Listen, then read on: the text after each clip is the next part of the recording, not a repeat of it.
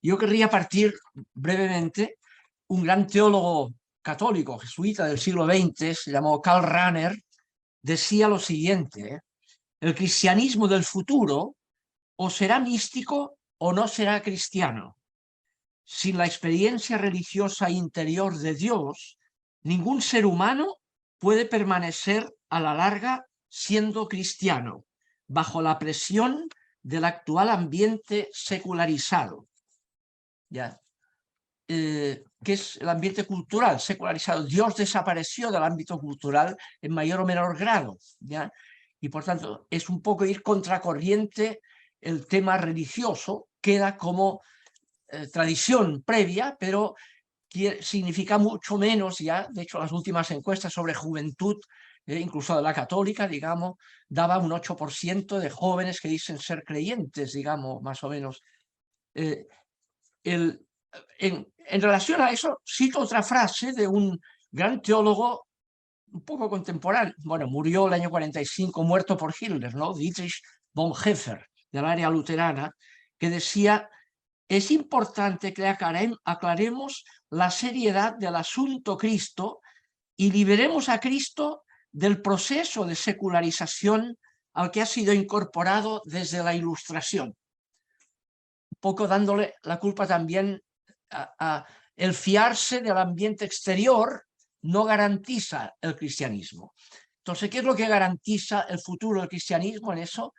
Es el descubrimiento que va por dentro, que tiene que ver con la antigua y nueva alianza, ¿no? La antigua alianza se fiaban de formalidades externas de la Torá, Jeremías, Ezequiel, y vienen los profetas y dicen: Dios quiere el corazón.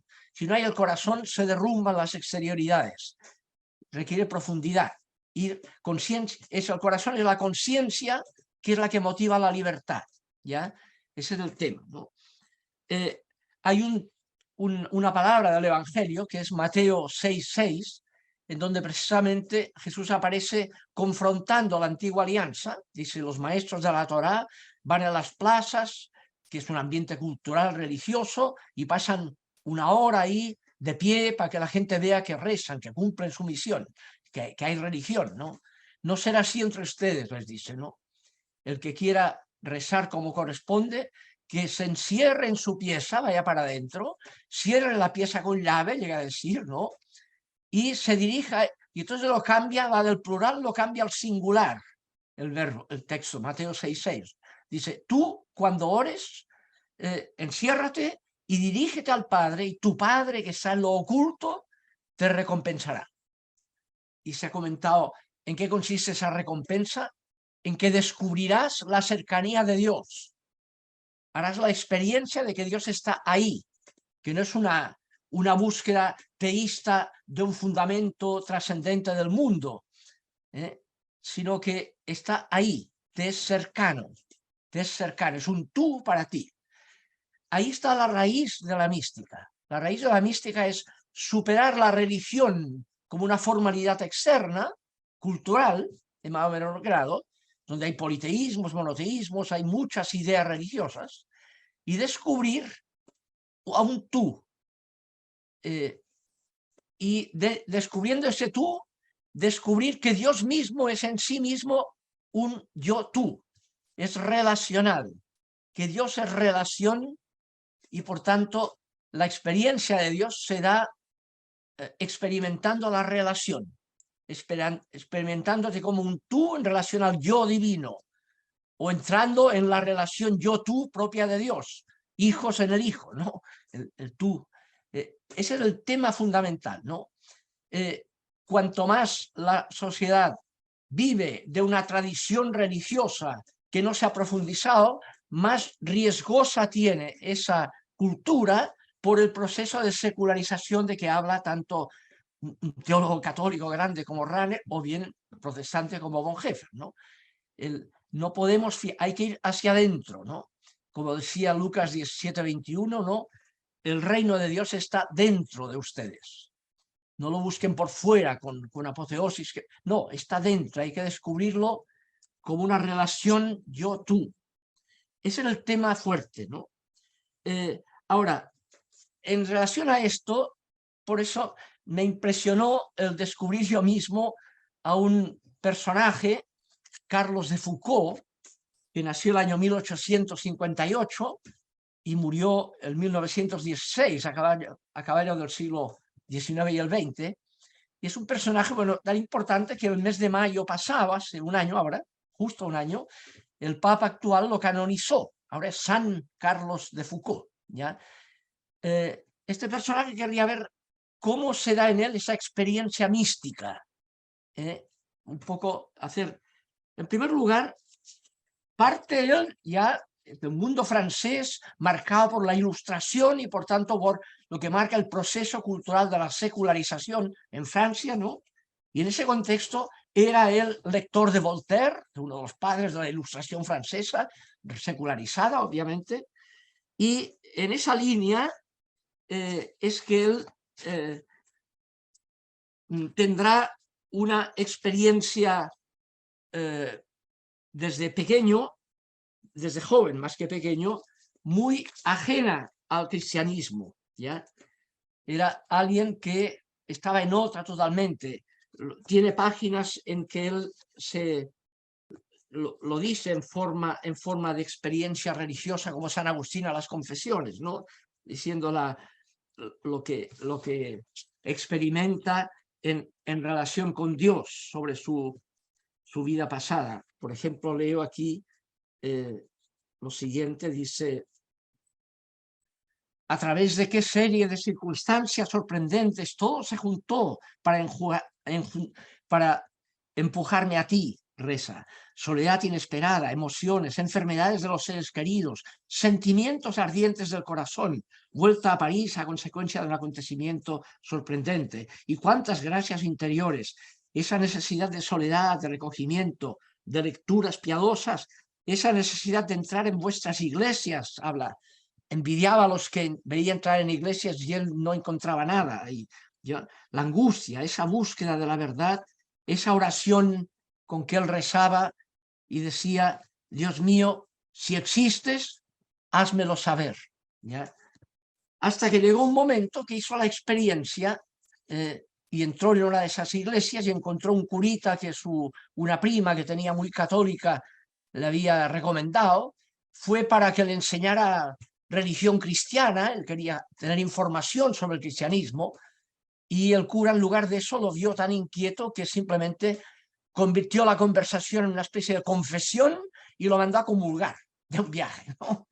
Y fue a comulgar, y ese día de octubre de 1886 él lo ve como el día de su conversión, el día que se le prendió la ampolleta y empezó una forma radical de relación con Dios, con ese tú que descubrió en forma absolutamente inesperada, intempestiva, ¿no? En 1886. Siguió con ese padre Fibelin, el jesuita, ese cura, como aconsejándole, o sea, como director espiritual, diríamos hoy, ¿no?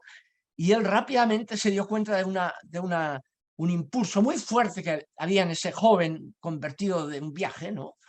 Y lo mandó a Tierra Santa, que conociera el paisaje donde había vivido Jesús.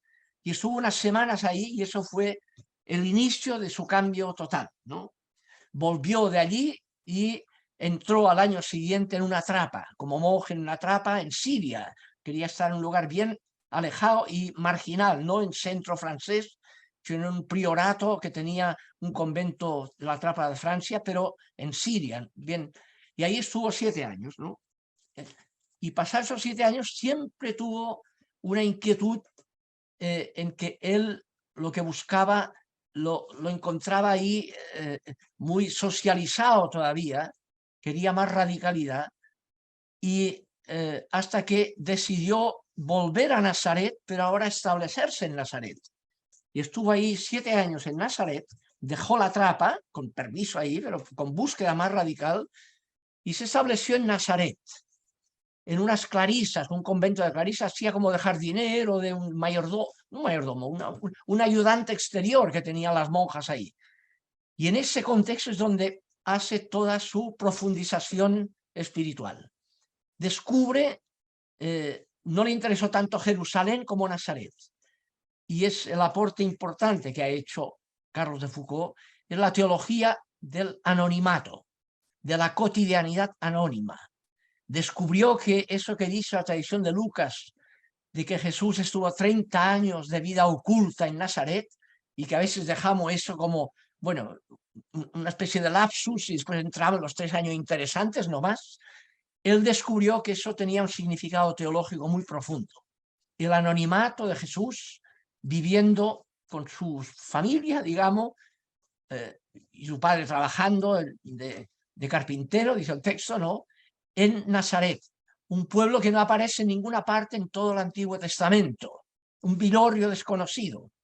Y ahí él descubrió la raíz, digamos, del tú, de la relación con el tú que buscaba. Sin darse cuenta, él aterrizaba a su forma eso que sería el himno primitivo del cristianismo, recogido, prepaulino, recogido por San Pablo en la carta a los filipenses, ¿no? De Dios que en Cristo se autovacía de su dignidad y se hizo hombre y hombre en situación de esclavo, no hombre de centro, sino hombre de periferia, y murió como hombre de periferia, marginado en una cruz. Y en eso hemos reconocido que es el Señor. Ese es el numen, la experiencia mística, el corazón de la experiencia mística de él. Descubrir que Dios, ese Dios que la experiencia luminosa mística es el Dios que nos hace criaturas y que nos sentimos con la experiencia de creaturidad, que diría Rudolf Otto, ¿no? Para él es eso, pero en el contraste de que ese Dios, que es el Dios que está en los cielos, el Dios altísimo, es un Dios que está en la cotidianidad de 30 años vivido en la cotidianidad más o menos aburrida del día a día cotidiano en un lugar de periferia total como desconocido. Y eso lo ve como revelación de lo que Dios es, como experiencia de que ese Dios que busca él se encuentra en la cercanía de la cotidianidad. Es cotidiano, a toda la gente de la calle, no es elitario. Por tanto, la mística no es una experiencia elitaria de gente especial que tiene experiencias especiales, no. Está accesible cotidianamente a un pobre hijo de un carpintero o cualquier nazareno que no ha estado ni en Jerusalén en su vida, ¿no? Ese es el acento que pone, ¿no? Obviamente eso lo aplicará porque al descubrir eso, después él buscará también el lugar para vivir esa cotidianidad del margen. Y buscó de hacerlo y creó, se fue al norte del África. Había estado él siendo soldado al comienzo, antes de la conversión en África, incluso había trabajado en la geografía del Sáhara y otras cosas, ¿no? Pero ahora fue ahí para establecerse como ermitaño. Hizo en el Tuareg, entre los tuaregs, una tribu musulmana, árabe, nómade, tuaregs, ¿no? En un lugar venía Bes, ahí, y en Tamanrasset, dos lugares donde cambió. Ahí pasó desde el principio del siglo XX, 1900, hasta el 1916, en que por un problema, digamos, de que era de origen francés y que había un tema, estaba simultáneamente ocurriendo la guerra mundial primera, ¿no? Del 14 hasta el 18. Lo pilló a él en esa, desde el año 1900 que estaba en el desierto africano, y ahí hubo un grupo, digamos, que buscando vengarse de colonialismos, mató a este hombre, un joven más asustado que nada. Fue un martirio también medio anónimo, porque quedó en el anonimato, hasta que René Boillon, que estuvo en Chile después, ¿no? Fue quien descubrió escritos de él y la tradición de gente que lo había conocido, y pudo hacerse conocer lo que significaba este personaje. Después hubo una hermanita que descubrió esa espiritualidad, la hermanita Madeleine, y creó también comunidades, y tenemos aquí en Chile, en La Victoria, la única comunidad que queda de hermanitas de Foucault, las hermanitas de La Victoria, ¿no? Que son la aplicación para hermanitas de lo que buscaba el hermano Carlos de Foucault, y generó hay como 16 movimientos distintos inspirados en la espiritualidad de Carlos de Foucault. En Chile hay los los curas, con Mariano Puga era uno de ellos, que fue presidente incluso en un tiempo del mundo entero de los curas de Foucault, los Jesus Caritas, y sigue vigente, hay un buen grupo aquí, hay movimientos laicales de espiritualidad de Foucault, digamos, hay hermanitas y hay hermanitos de otro tipo, hay diversos, pero siempre está eso. ¿Qué es lo que lo caracteriza? Lo caracteriza es la espiritualidad nazarena, la llaman también, la espiritualidad que el acento está en lo que significa Nazaret, el lugar de la vida oculta de Jesús, de la cotidianidad, de la no pero además él a partir de 1900 buscó eso, elaborarlo en un margen bien marginado, tan marginado que no eran ni cristianos, no había cristianos. Yo siempre decía, yo llevo años aquí y no he convertido nunca a ningún musulmán, ¿ya? Estaba ahí para una presencia anónima en la cual él pretendía ser presente, esa presencia en el anonimato propia del Jesús de Nazaret, de la vida oculta de Jesús de Nazaret. Ese es el corazón de su espiritualidad, ¿no? Ahora, como decía él mismo, esa vida nazarena se puede vivir en cualquier cotidianidad, en cualquier cotidianidad, ¿ya? Ahora, hay uno, viendo lo que él aporta, se da cuenta que hay 4 características para poder decir que ahí hay espiritualidad de Carlos de Foucault. Son 4 características, ¿no? Una primera es, y en eso no es por casualidad que coincide, como les decía, él con Teresita de Lisieux en Francia. De hecho, al año 1897, cuando él va a Nazaret, que estuvo 7 años, coincide con el año en que murió Teresita de Lisieux. Además, al paso, hay otro, porque él nació en 1858 en la capital de Alsacia, que se llama Estrasburgo. Curiosamente yo estudié, quizá por eso me interesó también inicialmente, ¿no? En esa universidad, ¿no? Pero él era de ahí, alsaciano, de Estrasburgo, ¿ya? Y hay otro gran alsaciano, también de ahí, que se llama Albert Schweitzer, que fue el que a partir de cierto momento descubrió también la necesidad de practicar el cristianismo. Era profesor de teología luterana, era luterano, y después dejó la teología y la historia, que él dejó tocar el órgano, que era especialista en tocar Bach al órgano, ¿no? Y lo dejó todo para irse al África, estudió medicina y se fue al África, al margen, Gabón, ¿no? Y al lado de un río Lambaréné, a crear un hospital para los negritos de Gabón. Y ahí murió, y ahí está enterrado. Después fue, el año 52, si no recuerdo mal, fue declarado Premio Nobel de la Paz por todo un tema. Albert Schweitzer, un gran alsaciano igual que Carlos de Foucault, ¿ya? Descubrieron algo parecido, digamos, ¿no? Que esa cotidianidad, que Dios estaba en la realidad cotidiana de relación con la gente cotidiana, que es mayoritariamente de periferia, no de centro, ¿no?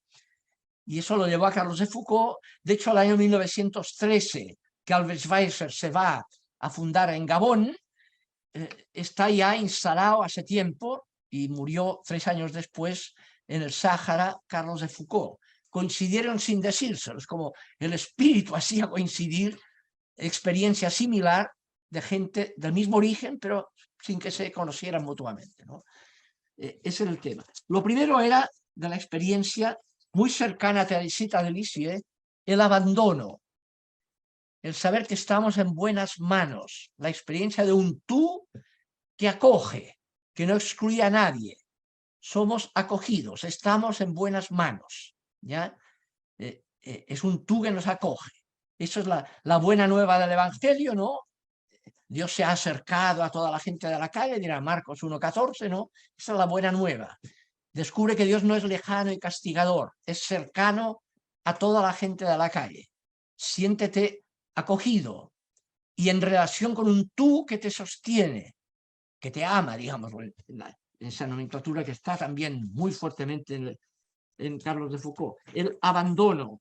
Ese abandono lleva un segundo aspecto, que es el desprendimiento.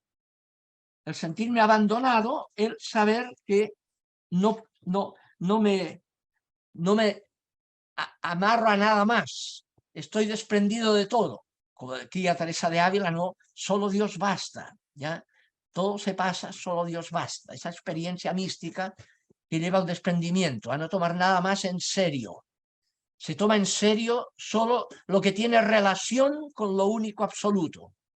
Y en esa misma proporción, si tiene relación, y en eso llevaba a Carlos de Foucault, con que él vivió en la época que había la guerra mundial, tenía mucho interés en dos cosas. Una, en que ojalá Alemania no ganara la guerra, había su interés también de que no fuera sometido el mundo francés como resultado del poder, en ese conflicto, ¿no? Y por otro lado, el problema que había colonialista en el norte del África, en que se vendían esclavos y que la colonia francesa que dominaba en el Marruecos francés, en el Sáhara francés, ¿no? También se hacía la vista gorda, incluso a veces hacían negocio con la venta de esclavos. Y él tiene textos, digamos, criticando fuertemente al gobierno francés y dice, no podemos ser perros mudos, esa expresión de él. Hay que levantar la voz frente a esta injusticia, ¿no? Hay un tema, estaba en el margen, pero solidario con la justicia de que era objeto esa gente del margen, ¿no? Es que en la lectura que da origen a la espiritualidad nazarena está también presente. Jesús aparece ahí en Lucas, 30 años de vida oculta, hasta que llega un momento en que aparece, digamos, el grito por la justicia de ese Jesús nazareno. Le costó la vida, como a Carlos de Foucault, pero también no se quedó como perro mudo.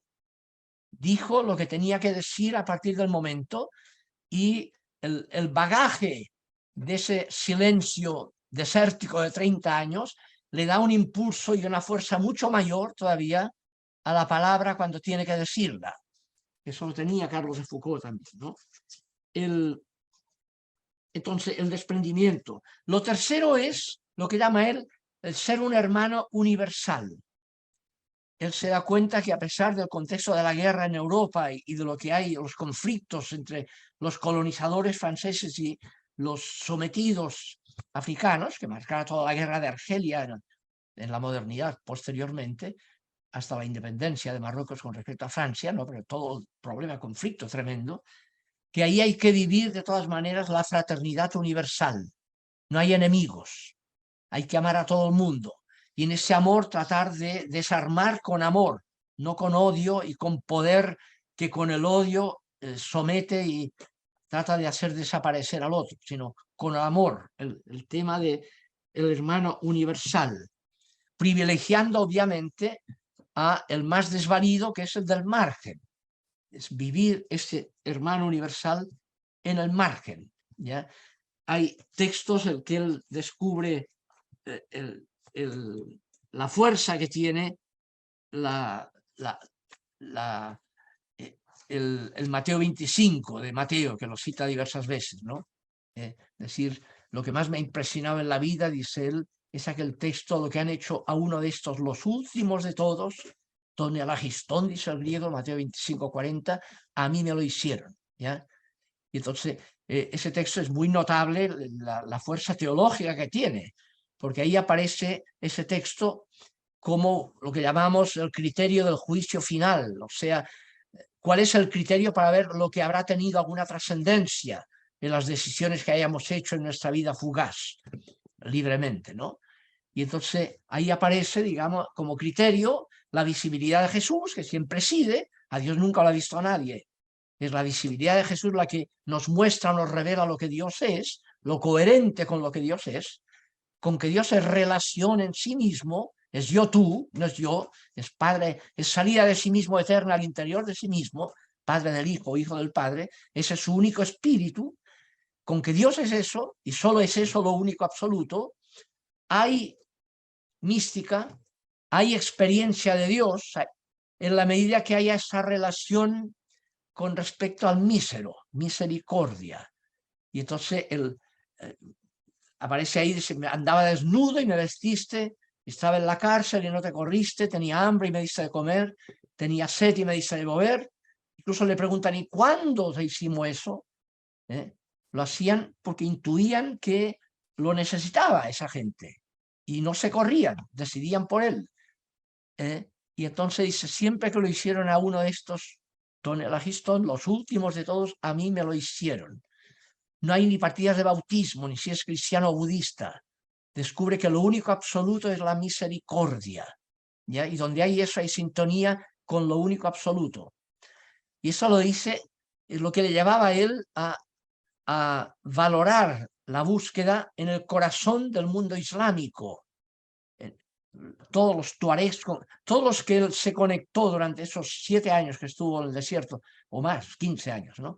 Del 1 hasta el 1916 que lo mataron, ¿no? Todos eran musulmanes que llegaban a su choza y siempre, nunca convertía a ningún musulmán. Ahora, cómo él intentaba, y ahí también es fundamental el cuarto aspecto, decía, el abandono, el desprendimiento, el hermano universal y finalmente el tema eucarístico.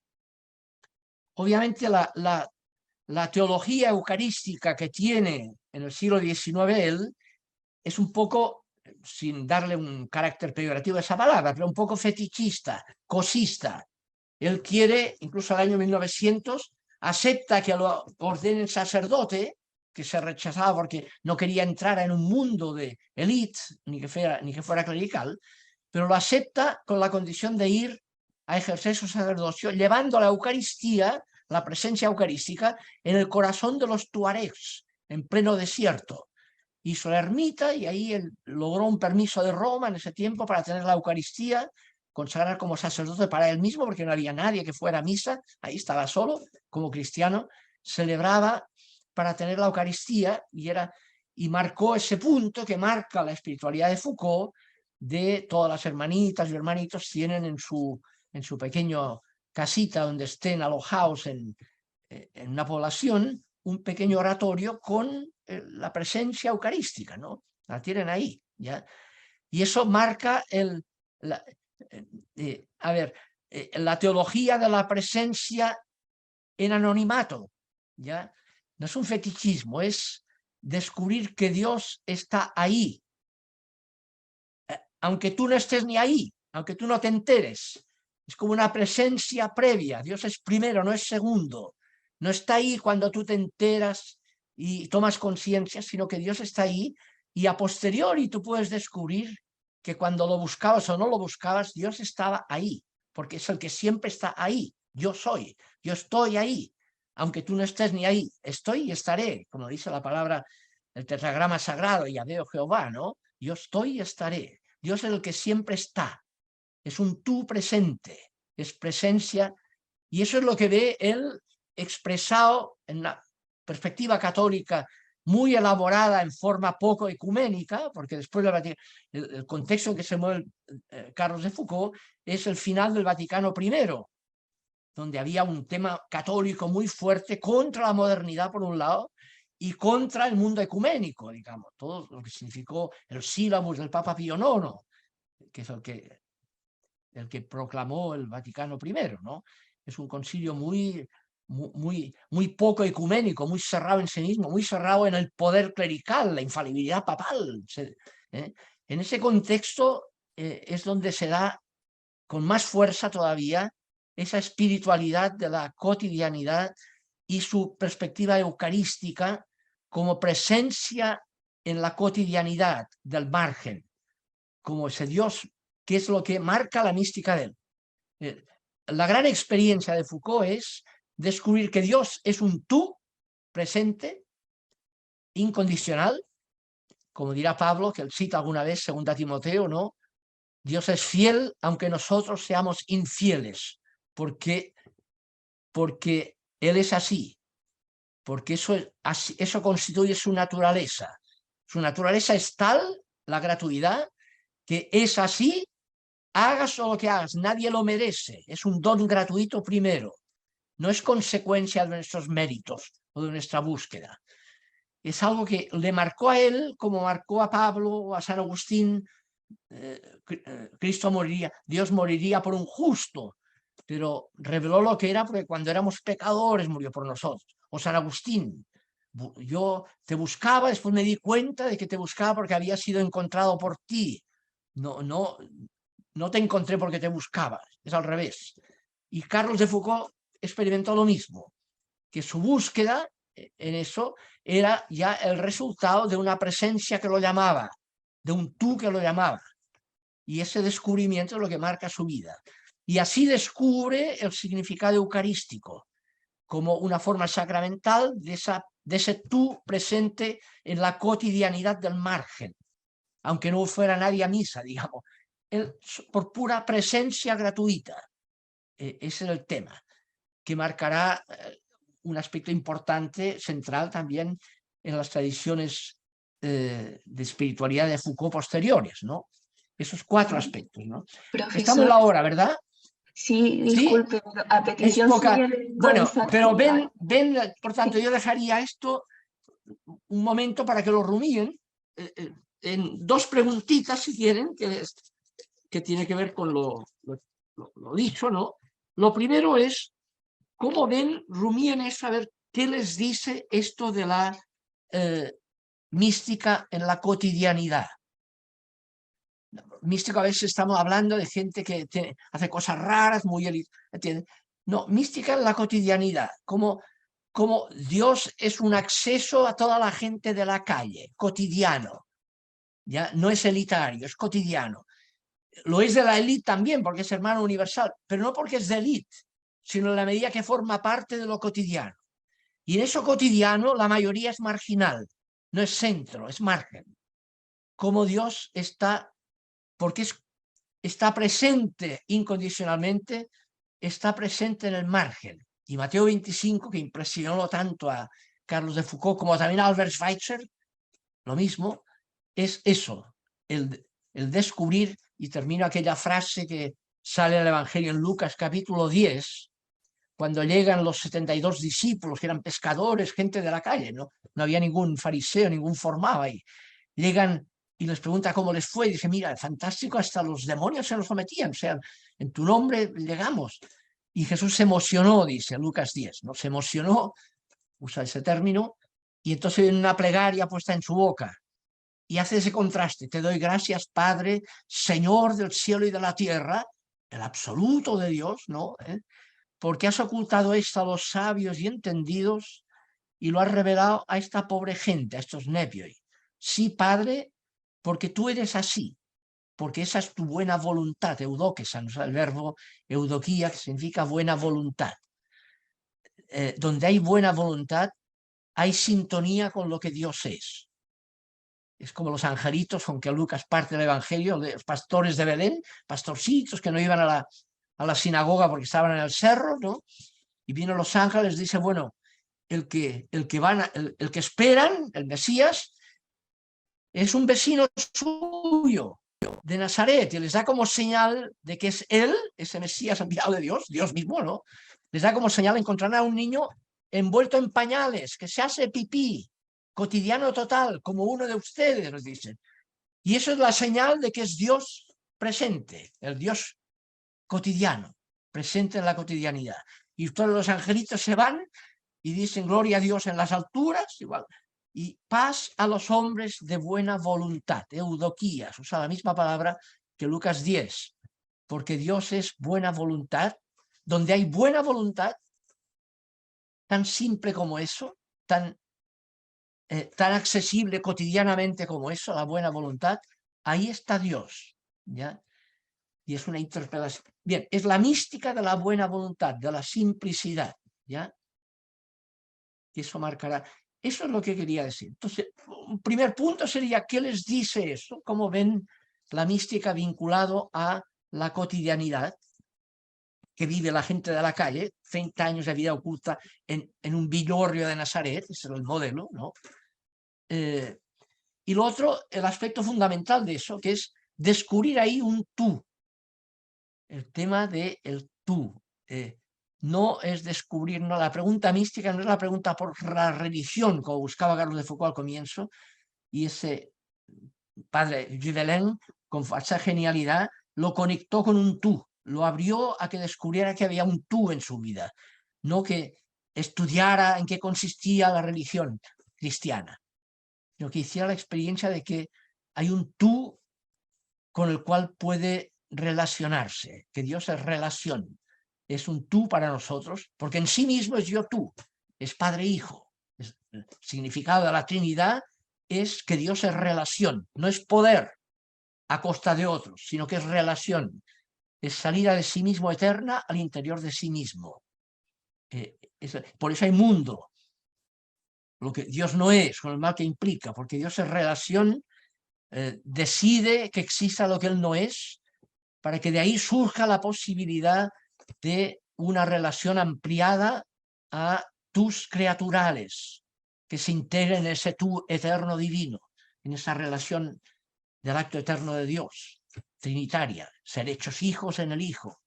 Entonces, ese es el corazón de la mística de Carlos de Foucault, y creo que tiene que ver con las otras písticos, ¿no? Pero es lo que querría.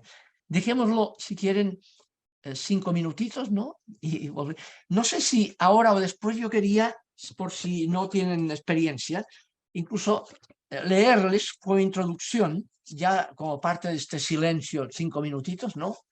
Una plegaria de Carlos de Foucault, dejada por él en sus escritos, que marca muy bien esa espiritualidad, que es lo que llaman la plegaria del abandono, precisamente, ¿no? La primera característica de esa espiritualidad. Leo en forma, o sea, como plegaria, ya introduciéndonos a la reflexión grupal, y tómenlo como: Padre mío, me abandono a ti. Haz de mí lo que quieras. Lo que hagas de mí, te lo agradezco. Estoy dispuesto a todo. Lo acepto todo, con tal de que tu voluntad se haga en mí y en todas tus criaturas. No deseo nada más, Dios mío. Pongo mi vida en tus manos. Te la doy, Dios mío, con todo el amor de mi corazón, porque te amo y porque para mí amarte es darme, entregarme en tus manos sin medida, con infinita confianza, porque tú eres mi Padre. La plegaria de abandono de Carlos de Foucault. Bien, dejémoslo aquí un ratito si quieren. Muchas gracias, profesor, y les invitamos entonces ahora a guardar silencio por 5 minutos, reflexionando en lo que el profesor nos ha dejado en esta plegaria que nos comparte, y después pasamos a nuestra segunda parte de la actividad. Entonces, bueno, vamos a ir haciendo algunas preguntas o compartiendo lo que se fue conversando en los distintos grupos pequeños. Y para comenzar, me soplan por interno que desde el grupo 2 quisieran compartir algunas consultas o reflexiones con el profesor Bentue. Así que adelante al representante de ese grupo. ¿Quién es el representante? Eso, que nos pudieran decir el nombre para así poder desmutearlos. Lo pueden escribir por el chat también. A ver. Mónica no. Cecilia, y el apellido de Cecilia, a ver si es que la podemos pillar así. Ana Cecilia Bascuñán. Ana Cecilia Bascuñán es la representante del grupo 2. Me dicen que sí, mueven la cabecita y dicen que sí. Ya, súper. Y le activamos el audio. Gracias, Sonia.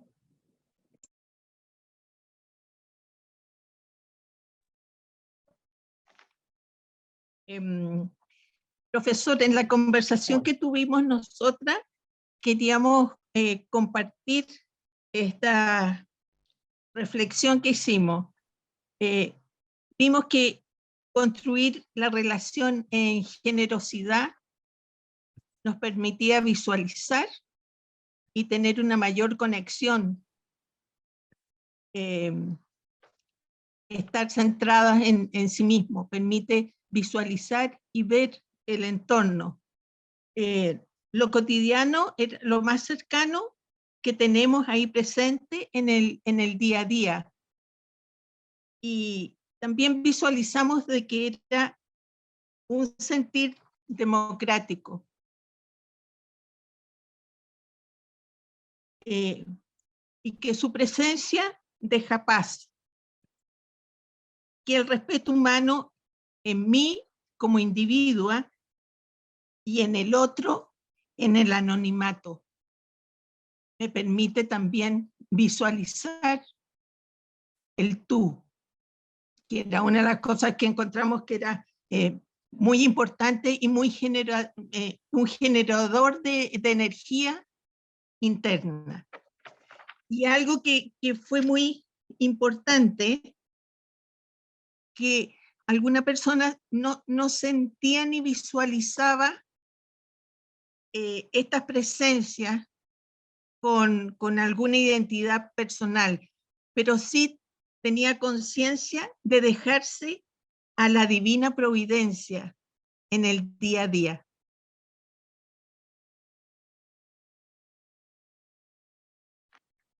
Rescaté como esas cosas. Puede que se me haya quedado algo y alguna de mis compañeras puede complementarlo con un mensajito que pueden mandarlo. Pero visualizamos eso como la energía vital en lo que escuchamos en su plática. Interesante. ¿Se oye? Sí. Esta Sí. última apreciación, ¿cómo sentir esa presencia? Alguien dijo, yo tengo la conciencia de que somos criaturas es una especie de teísmo, ¿no? Y a veces nos quedamos en el teísmo. Ahora, ¿cómo? Porque claro, uno no puede inventar una sensación que no siente. Sí. ¿Cómo hacer la experiencia más allá de la religión, de creer que hay un ser superior y que nos acoge, que está ahí? ¿Cómo experimentar como un tú ese postulado de un ser superior? Eso es lo místico. Lo místico es la... Ahora, lo místico no se improvisa. Como el mismo Carlos de Foucault, primero oraba aquello que decía antes de hacer la experiencia, oraba diciendo, Dios, si existe, házmelo saber. Y de repente él mismo dirá, cuando supe que Dios era, no pudo pararme nada de dedicarme solo a eso. Descubrió el tú y se enamoró del tú, digamos.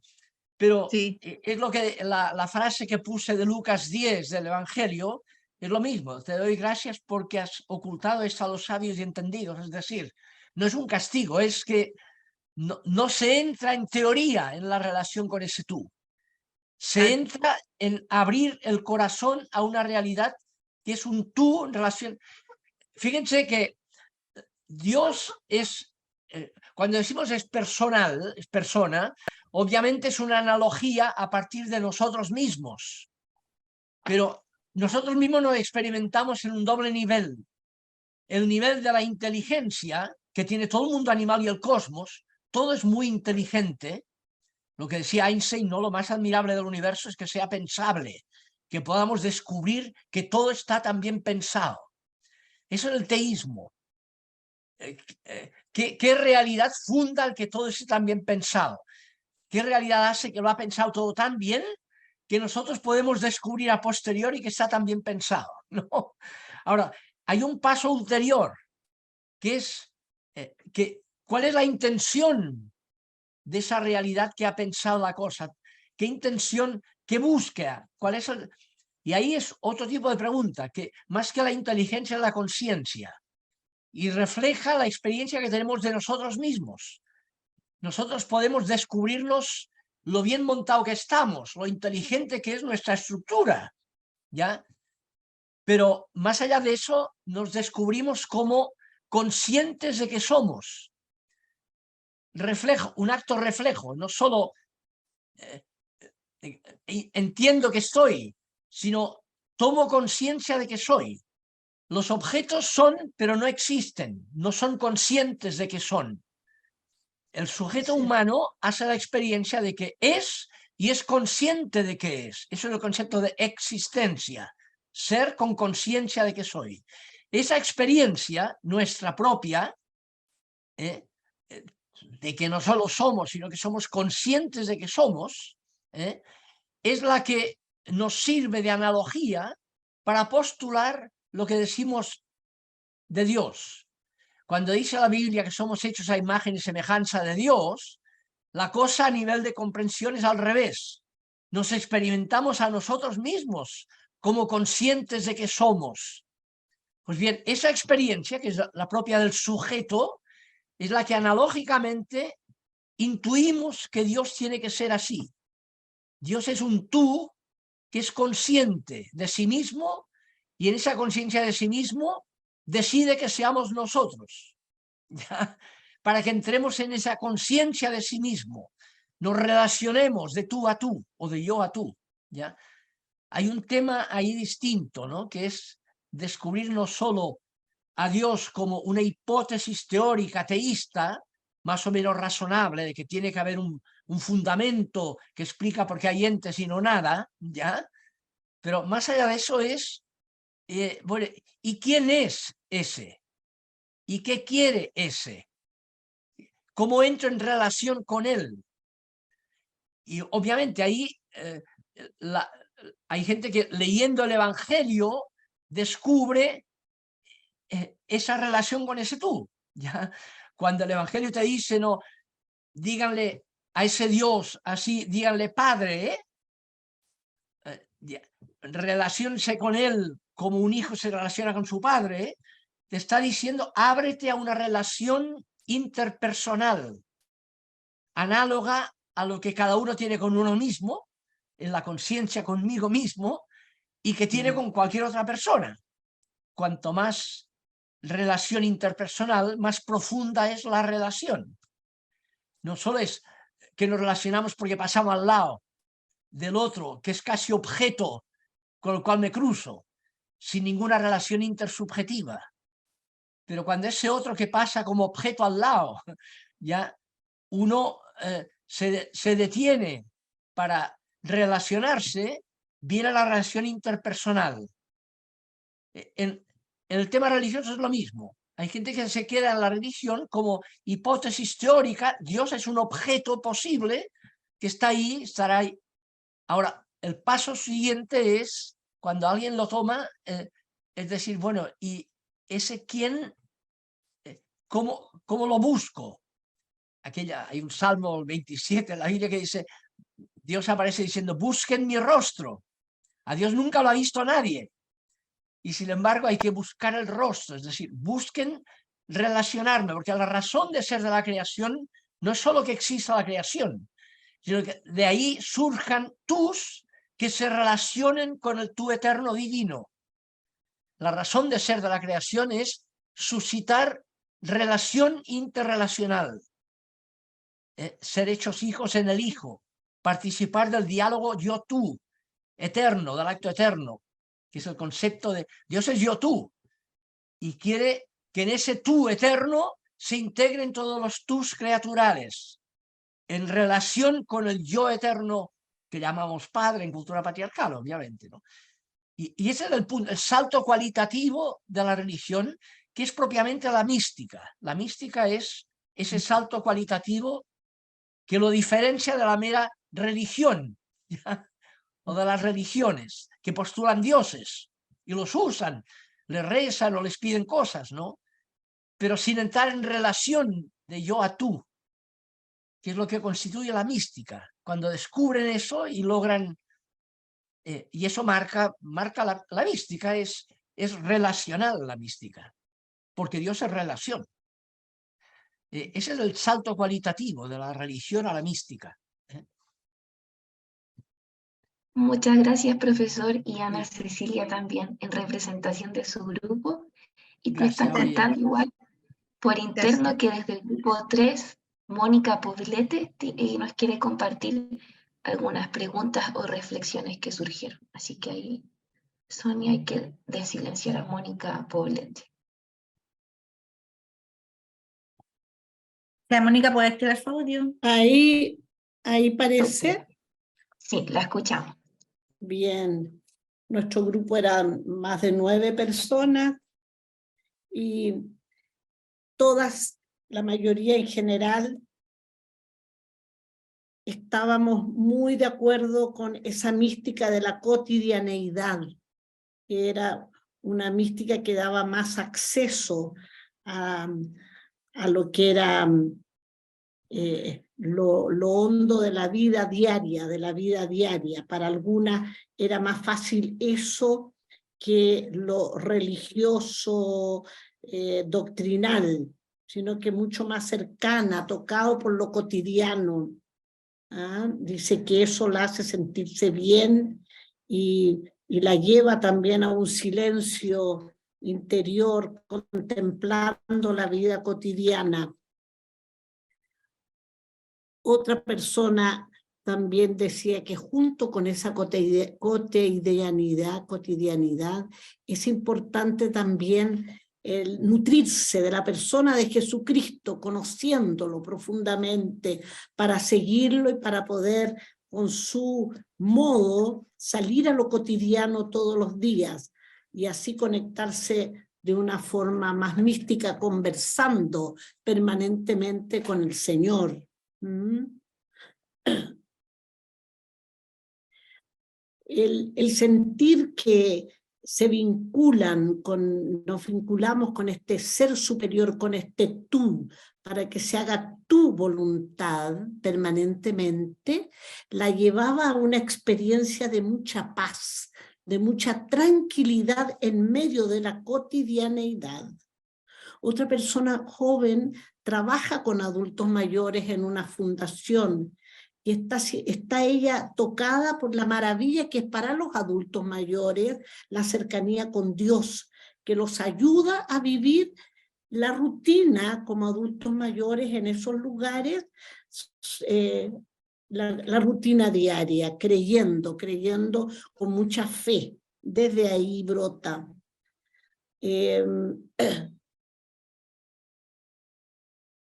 El salir a lo cotidiano y encontrarse en medio de la vida con el tú de Dios en el prójimo, dando vida al prójimo en medio de la cotidianeidad, sintiendo que se atraen los rostros, miradas, sonrisas, pequeñas preguntas en los lugares más cotidianos, ascensores, entrada de un negocio, en la esquina, en el metro, en la micro, y que mutuamente esa presencia mística hace que el corazón late, que se calienta adentro más vida en el otro y en el que hace el gesto de salir de sí, invitado por el Dios a un tú.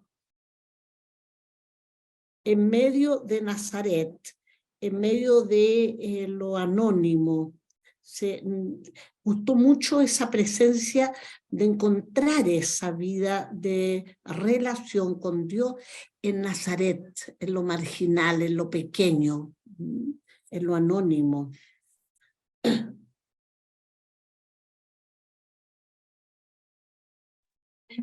Por ahí, entre otras experiencias muy lindas, pero todos muy agradecidos y muy abiertos al Dios de la cotidianeidad.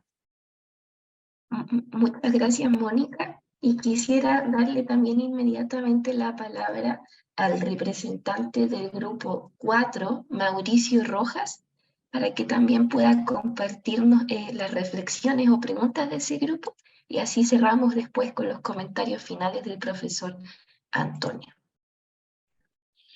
Bueno,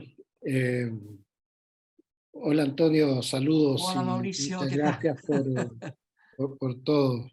En el grupo también compartimos bastante lo que se decía antes de sentirnos muy atraídos y muy cómodos con esta misión de la mística de la cotidianidad, que muchas veces la forma normal como se presentan las experiencias místicas son como experiencias tremendamente exclusivas de personas en condiciones muy especiales, y en cambio las pautas que tú nos dabas respecto de lo que había sido la experiencia de Carlos de Foucault en términos de cómo ir viviendo a través del abandono, del prójimo, del yo-tú, en lo cotidiano, a todos los que fuimos parte de este grupo nos hizo mucho sentido. Así que más que nada agradecerte y como con mucho ánimo para ir siguiendo pistas en el sentido que tú nos has dado. Muchas gracias. Gracias a ustedes, Mauricio. No, aquí uno, sí. Bueno, es lo mismo, yo me alegro porque el riesgo de uno es como algo que uno ha descubierto en este pensamiento. Yo estudié en Estrasburgo, en la ciudad donde nació Carlos de Foucault, pero no tenía idea de él. Con de Foucault yo pensaba en el del péndulo de Foucault, no pensaba en él. ¿Ya? Y cuando lo descubrí me metí, y además me pilló en un momento especial de mi vida también. ¡Pum! Me aterrizó de una manera, encontré, era notable, dependiendo de una mentalidad incluso teológica del siglo XIX, ¿yo? Que muy preconciliar, diríamos nosotros, el mundo.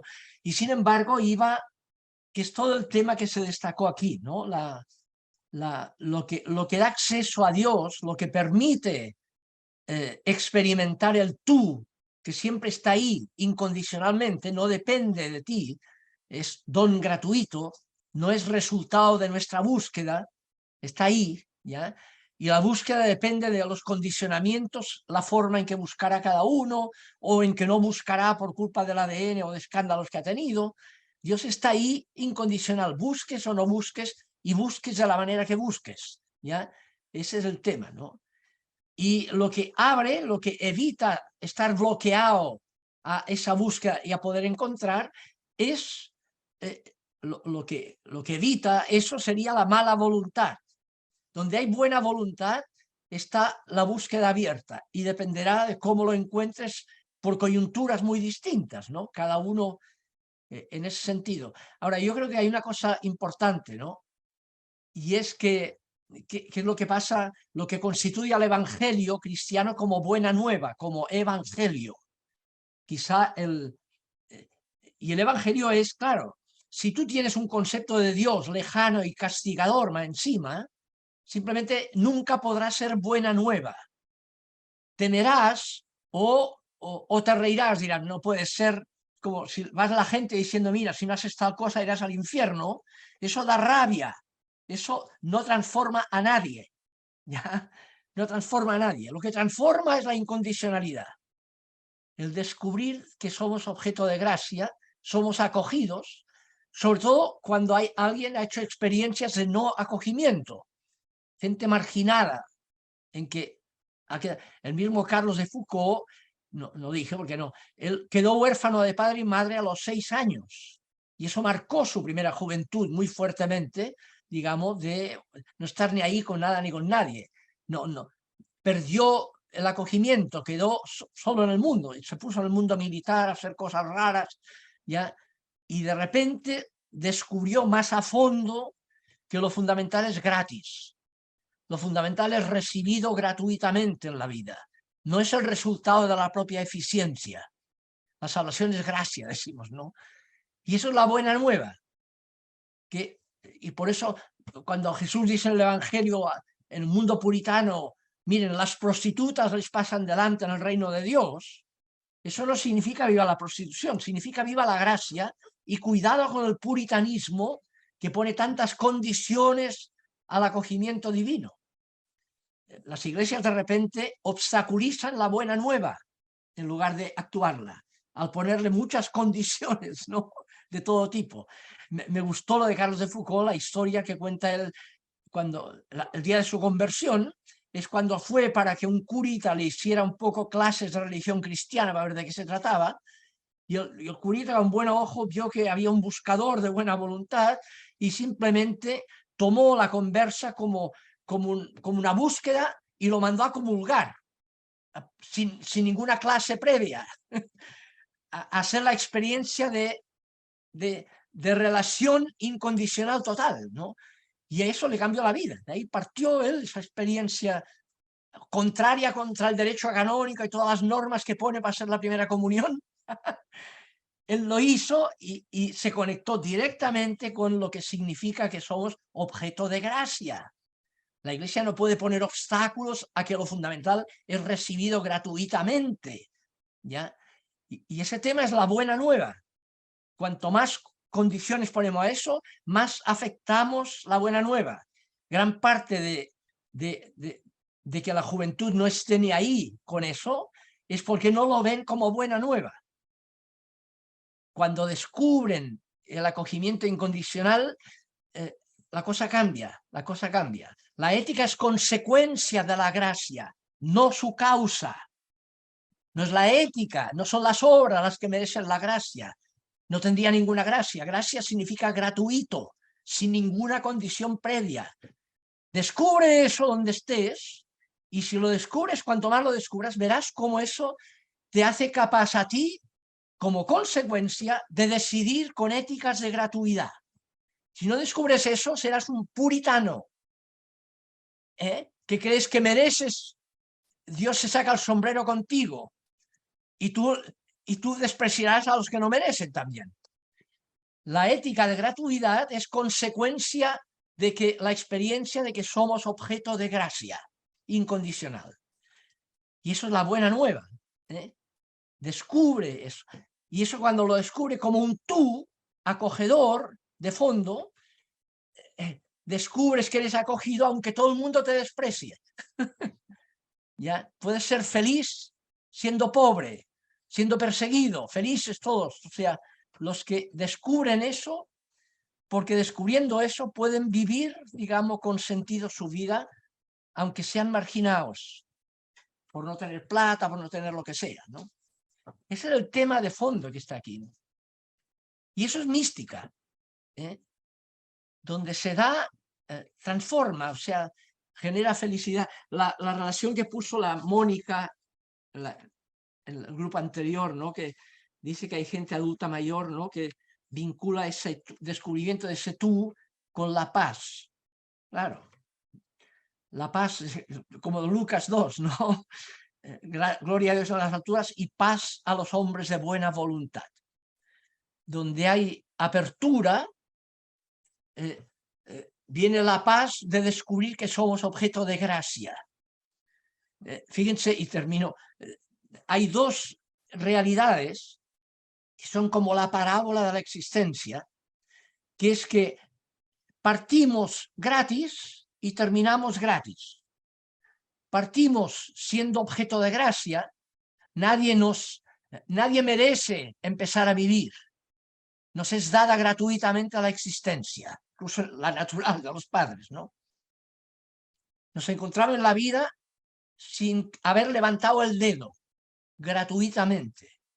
Y al final, igual, terminamos la vida inútiles totales, somos inútiles de entrada y de salida. Pero somos acogidos gratuitamente en la fe de entrada y de salida. El signo bautismal de las guaguas celebra que lo fundamental es gratis, que antes que tú hayas podido levantar el dedo, ha sido marcado con lo que significa el bautismo de la guagua, es que eres objeto de gracia incondicional, no como resultado de que tú lo has decidido, sino no tenías conciencia de nada. Es como la vida natural. Y al final igual, lo que llamábamos la extrema unción, que a mí me gustaba más que el sacramento del adulto mayor, digamos, porque la extrema unción era justamente celebrar que cuando estás en la impotencia total, eres acogido gratuitamente. Cuando tú estás en la impotencia total, como es, hasta aquí llegamos nomás. ¿Ya? Somos objeto de gracia. Descubrir eso es descubrir lo que significa que es una buena noticia. Es una buena noticia. Sobre todo en un mundo que no acoge, que condiciona. Has de cumplir muchas condiciones para ser valorado. Descubrir como la mayoría, entonces por eso la mayoría no se siente valorado, porque se siente despreciado, porque no merece nada, no tiene eficiencia de ningún tipo, no vale nada.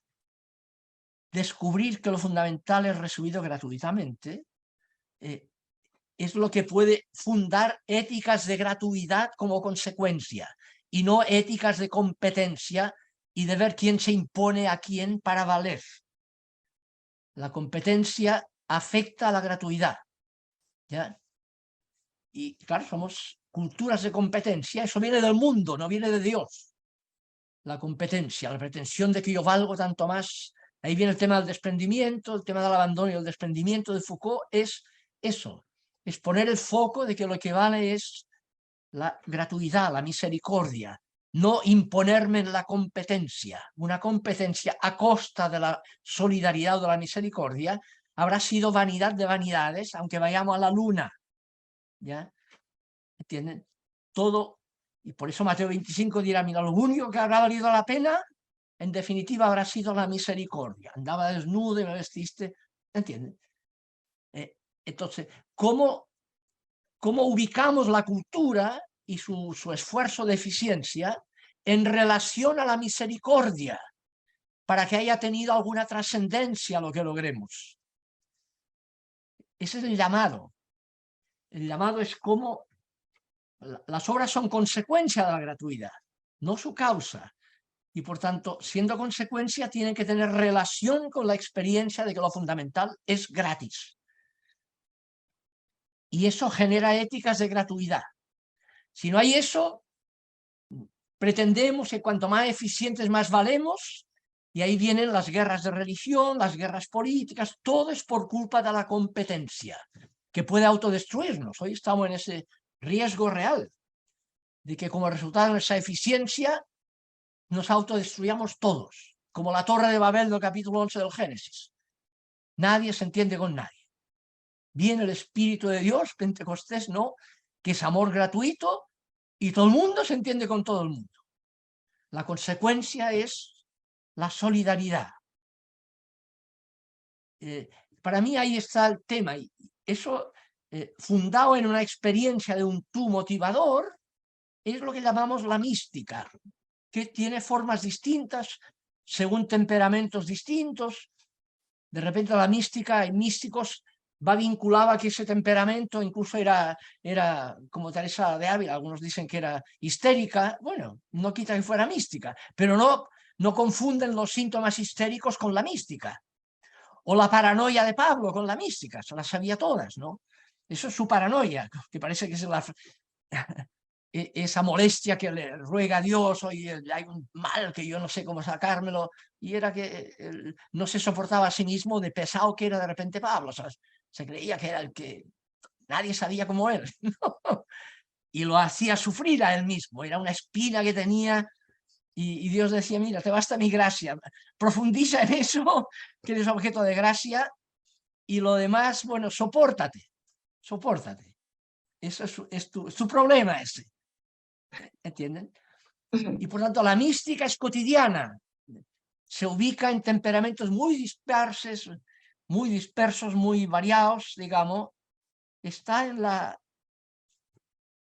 lo que es vivir con la experiencia de que estamos en buenas manos, somos objeto de gracia, y tratar que de ahí surgen, motiven éticas de gratuidad como consecuencia. Y eso es un punto central para mí. Perdón, ¿eh? No sé, es que no sé cómo... No se preocupe. Estaba previsto que yo dijera algo, ¿no? Al final. Sí, no, profesor, no se preocupe. Sí. Yo creo que para todos y todas acá es un privilegio poder escucharlo a usted, sus reflexiones y también las opiniones de todos. Como yo le comentaba al principio, usted es un personaje muy querido dentro del programa y las personas que nos acompañan hace tiempo. Bueno, adultos mayores aquí, llevamos ya aquí veo diversos, ¿no? Que nos encontramos, empezando por la Sonia, ¿no? Pero con algunos llevamos 25 años, en que todas las semanas... Ya no sé qué decir casi. Siempre hay algo nuevo. Y aprovecho de, agradecerle al profesor Antonio, agradecerles a todos y todas por haber asistido a este encuentro, por compartir con nosotros sus reflexiones, a nuestras moderadoras, y hacerles una invitación este sábado a las 11:30 de la mañana. El presbítero Juan Francisco Pinilla va a abordar al personaje de San Juan de la Cruz desde el texto Amada en el amado transformada. Les voy a dejar aquí el enlace en el chat por si se quieren inscribir. Ya, también se lo vamos a estar mandando a sus correos electrónicos, por WhatsApp, etcétera, en caso de que quieran participar, pero para continuar reflexionando en la esfera de la espiritualidad y la mística. Así que, de nuevo, reiterar mis agradecimientos para el profesor Antonio y para todos quienes asistieron y se quedaron hasta el final.